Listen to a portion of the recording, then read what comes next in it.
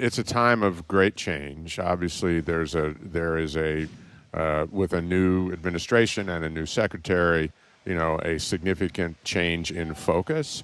I still think it's relatively early days. I think with that kind of change, there comes a great deal of uncertainty. There certainly has been concern with a number of officers senior officers who've been either retired on their own volition or have actually been fired. And the uncertainty that comes with that is something that's I would say normal, not that the firings are, but normal, and where do we go from here kind of thing. It's very clear, and I think the recent strike operations in the Caribbean are an example that there is more of a local focus in terms of the capability. I mean, when I was there, and it's been a while now, but this was the most extraordinary military in the history of the world. It still is. But I would say more than anything else right now, there's just a lot of uncertainty about where we're headed. So that probably starts from the very top with this president. This president seems to be making America great again, America first. That suggests that perhaps the U.S. Is or will be or has withdrawn from some of its commitments. How do you view our commitments to NATO, our commitments to our friends around the world, our allies, our historic allies around the world? I'd almost reverse the question in terms of those we have been committed to. How do they see us in the future? And it's the same. I'd answer it with the same word. There's a lot of uncertainty about our commitments, a lot of uncertainty about where we're headed. I think clearly there will be, it looks like, a significant reduction in those commitments around the world. When I was chairman, I was one, and I spent a lot of time in NATO, and I was one of those individuals that argued strongly for significantly increasing the commitments of our NATO partners, and they didn't do that. And, I give President Trump a lot of credit. He clearly has their attention. They clearly are committed at a time also where, particularly in Europe, it's quote-unquote war on the continent, which we've feared for decades. Let's go there right now. Admiral Mullen with us, Michael Mullen with us, an extended conversation here at the Bloomberg Global Forum. Paul Sweeney and Tom Keene across this nation, across Canada. Thank you for listening. Good morning, 99.1 FM at the Pentagon in Washington, and good morning on YouTube across the nation. Paul? Admiral, talk to us about how you think we should, or what do you think the policy should be as it relates to Ukraine? I mean, it seems like an intractable situation there, but the policy seems to be shifting almost on a daily basis here, and I guess that's more uncertainty for all those involved as well. Yeah, the way I've looked at this, and this is really since Putin invaded, I think Putin's the most dangerous guy on the planet, have thought that for a long time. He has actually overseen a Russian resurgence that many of us thought could not take place. And my friends in Europe in particular consider this an existential threat, because it's not just going to stop with Ukraine. Putin isn't going to stop with Ukraine.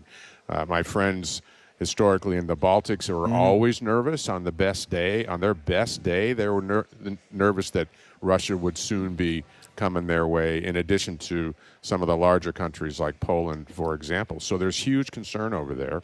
And I think it's we're at a really important inflection point about, are we going to support our European friends, and in particular Ukraine, or are we going to let Putin march on? And I think without the U.S., he will continue to march on. Admiral, I would suggest, I mentioned this yesterday with Jens Nordvig, who's expert on foreign exchange. He's from Copenhagen in Denmark.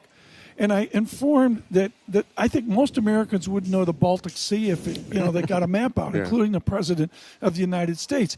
If you were back running a gasoline tanker, the USS Noxubee, did I pronounce that right? Would you take it into the Baltic Sea right now? Yeah, I'd be comfortable with that. What is our risk of about a sea we don't even know about, other than it's somewhere near a good dinner in Copenhagen? Well, there's a lot of people actually in the military and certainly in the Navy that we know a lot about. But Americans don't. No, I understand that. And I think back to the challenge in Europe, there's no better indication of the fear and the response than Finland and Sweden literally joining NATO overnight. I know those countries well. They are historically very neutral, did not want to join NATO, and just overnight, particularly, and obviously they live in the Baltic area, and that's the concern. And so I think Europe's going to have to come together more with respect to that space, and they do not. The Nordics have always handled Russia pretty well. But that change was a sea change from my perspective and an indication of how serious this threat is. China, what should the policy be here? How should we think about China over the next several years? Our relationship with China has been deteriorating over the last 10 years, 12 years. And the way I've felt about this is unless our president and the president of China tend to this relationship, we will continue to come apart. Across the board. I'm hugely concerned about it. It is the one existential threat to the United States of America and to the Western world, China, and where Xi Jinping goes and what he does matters greatly. I'm somewhat comforted by the interaction of our economies, the interdependence of our economies, which I think can bound how strongly we would react in terms of whether there would be conflict or not. But those two individuals need to manage this relationship, and if they do, I think it get better. If they don't, it's going to get worse. What do you think President Xi's, I guess, global ambitions are? Are they regional to? I think he starts regionally. I think, that part of the world, but clearly he's invested globally, around the world, and in many ways, he's copied us. He's copied what the United States has done since the early 1900s, including the South China Sea. In the early 1900s, we wanted to figure out how to take care of our home waters in the Caribbean. So he continues to copy us. His military continues to grow. He's got a lot of churn in the military. He has fired a lot of his senior officers. So I don't know how much he trusts his military leadership. But back to what I said, I think it's got to be our president and their president that makes sure nothing bad really happens.